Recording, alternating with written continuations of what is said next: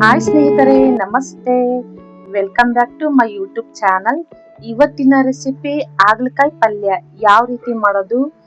ಹಾಗಲಕಾಯಿ ತುಂಬಾ ಕಹಿ ಇರುತ್ತೆ ಅಲ್ವಾ ಫ್ರೆಂಡ್ಸ್? ಅದನ್ನ ಯಾವ ರೀತಿ ಕಹಿನ ಕಡಿಮೆ ಮಾಡೋದು ನೋಡೋಣ ಬನ್ನಿ. ನಾನಿಲ್ಲಿ 1/4 kg ಅಷ್ಟು ಹಾಗಲಕಾಯಿ ತಗೊಂಡಿದ್ದೀನಿ.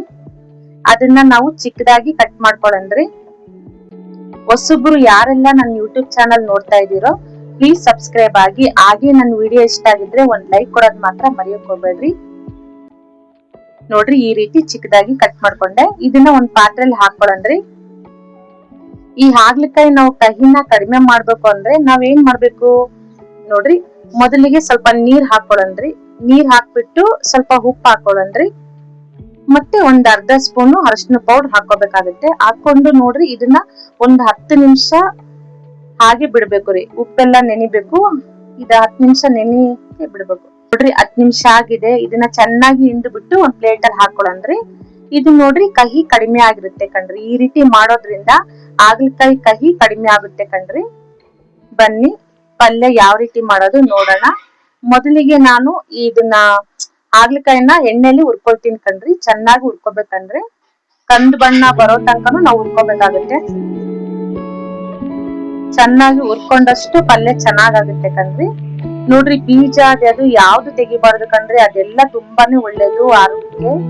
ನಮ್ ಜಂತುಳ ಏನಾದ್ರು ಇದ್ರೆ ಅದು ಸಾಯುತ್ತೆ ಕಣ್ರಿ.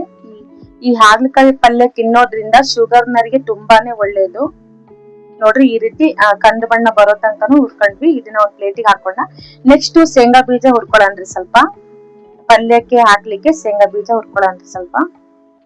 ಇದನ್ನು ಅಷ್ಟೇ ಫ್ರೈ ಮಾಡ್ಕೊಂಡ್ ಕಂದು ಬಣ್ಣ ಬರೋ ತನಕ ಹುರ್ಕೊಂಡು ಒಂದ್ ಪ್ಲೇಟಿಗೆ ಹಾಕೊಳನ್ರಿ. ಇದನ್ನ ಮಿಕ್ಸಿ ಜಾರಿಗೆ ನಾವು ತರಿಯಾಗಿ ರುಬ್ಕೊಳ್ಳೋಣ. ಇದ್ರ ಜೊತೆ ನಾವು ಸ್ವಲ್ಪ ಹುರ್ಗಡ್ಲೆ ಹಾಕೊಳನ್ರಿ. ಸ್ವಲ್ಪ ನೋಡ್ರಿ ತರಿಯಾಗಿ ರುಬ್ಕೊಳ್ಳನ್ರಿ. ನೋಡ್ರಿ, ಈ ರೀತಿ ತರಿಯಾಗಿ ರುಬ್ಕೊಂಡಿದೀನಿ ನಾನು. ನೆಕ್ಸ್ಟ್ ಪಲ್ಯಕ್ಕೆ ರೆಡಿ ಮಾಡ್ಕೊಳನ್ರಿ. ನೋಡಿ, ಆಲ್ರೆಡಿ ನಾನು ಬಾಣ್ಲಿಗೆ ಎಣ್ಣೆ ಹಾಕಿದೀನಿ ಕಣ್ರಿ. ಇದಕ್ಕೆ ಸಾಸಿವೆ ಜೀರಿಗೆ ಹಾಕೊಳನ್ರಿ. ಎಣ್ಣೆ ಕಾದಿದ್ಮೇಲೆ ಸಾಸಿವೆ ಜೀರಿಗೆ ಹಾಕೊಂಡಾಯ್ತು. ನೆಕ್ಸ್ಟ್ ಸ್ವಲ್ಪ ಕರ್ಬೇವ್ ಹಾಕೊಳನ್ರಿ. ಈರುಳ್ಳಿನೂ ಹಾಕೊಳನ್ರಿ. ನೋಡ್ರಿ, ಕಂದು ಬಣ್ಣ ಬರೋ ತನಕನು ಫ್ರೈ ಮಾಡ್ಕೊಳನ್ರಿ.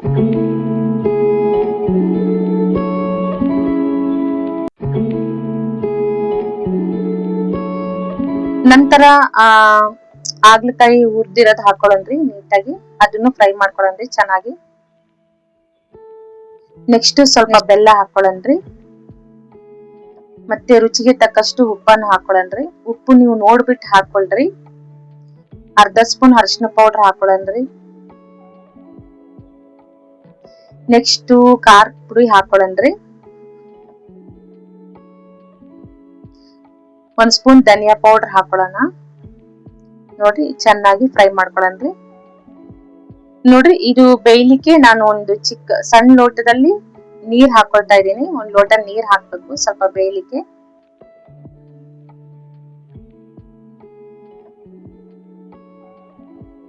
ಚೆನ್ನಾಗಿ ಬೇಯ್ಬೇಕಂದ್ರೆ. ಸ್ನೇಹಿತರೆ, ಯಾರೆಲ್ಲ ನಮ್ ಚಾನಲ್ಗೆ ಸಬ್ಸ್ಕ್ರೈಬ್ ಆಗಿದ್ದೀರಾ ಅವ್ರಿಗೆಲ್ಲರಿಗೂ ತುಂಬಾ ಥ್ಯಾಂಕ್ಸ್ ಕಣ್ರಿ. ನೋಡ್ರಿ, ಹುಣಸೆ ಹುಳಿ ಹಾಕೊಳನ್ರಿ. ಚೆನ್ನಾಗಿರುತ್ತೆ. ಯಾಕಂದ್ರೆ ನಾವು ಟೊಮೆಟೊ ಹಾಕಲ್ಲ ಕಣ್ರಿ ಈ ಪಲ್ಯಕ್ಕೆ. ಹುಣಸೆ ಹುಳಿನೇ ಹಾಕ್ಬೇಕು, ಚೆನ್ನಾಗಿರುತ್ತೆ. ಟೊಮೆಟೊ ಹಾಕಿದ್ರೆ ಚೆನ್ನಾಗಿರಲ್ಲ ಕಣ್ರಿ ಪಲ್ಯ. ಇದನ್ನ ಚೆನ್ನಾಗಿ ಬೇಯ್ಲಿ 1 10 ನಿಮಿಷ. ನೋಡ್ರಿ, ಹಾಗಲಕಾಯಿ ಬೆಂದಿದೆ ಇಲ್ಲೋ ನಾವು ಒಂದು ಇಚಿಕಿ ನೋಡನ್ರಿ. ಒಂದ್ ತಗೊಂಡು ನೋಡನ್ರಿ ಇಚಿಕಿ. ಬೆಂದಿದೆ ಕಣ್ರಿ. ನೋಡ್ರಿ, ಈ ರೀತಿ ಹಾಗಲಕಾಯಿ ಬೇಯ್ಬೇಕು. ಇದು ಬೆಂದ ನಂತರ ಶೇಂಗಾ ಕಡ್ಲೆ ಪುಡಿ ಹಾಕೊಳನ್ರಿ.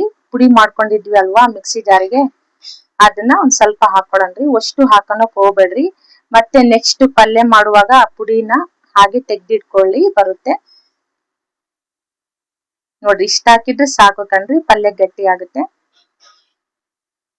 ಸ್ವಲ್ಪ ರಸ್ನಂಗೆ ಇರ್ಲಿ ಅಂತ ನಾನು ಅನ್ನಕ್ಕೂ ಬರುತ್ತೆ ಕಣ್ರಿ. ಒಂದ್ ಸ್ವಲ್ಪ ರಸ್ನಂಗಿತ್ತು ಅಂದ್ರೆ ನೀವು ಪಲ್ಯ ರೆಡಿ ಆಗಿದೆ ಕಣ್ರಿ. ನೀವು ಒಂದ್ಸಲ ಮನೇಲಿ ಟ್ರೈ ಮಾಡಿ ಯಾವ ರೀತಿ ಬಂದಿದೆ ಅಂತ ಕಮೆಂಟ್ ಬಾಕ್ಸ್ ಅಲ್ಲಿ ತಿಳಿಸಿ. ನೋಡ್ರಿ, ಈ ರೀತಿ ಪಲ್ಯ ಮಾಡ್ಕೊಂಡ್ ತಿನ್ನೋದ್ರಿಂದ ಒಂದ್ ಸ್ವಲ್ಪನೂ ಕಹಿ ಇರಲ್ಲ ಕಣ್ರಿ. Thanks for video watching. Bye.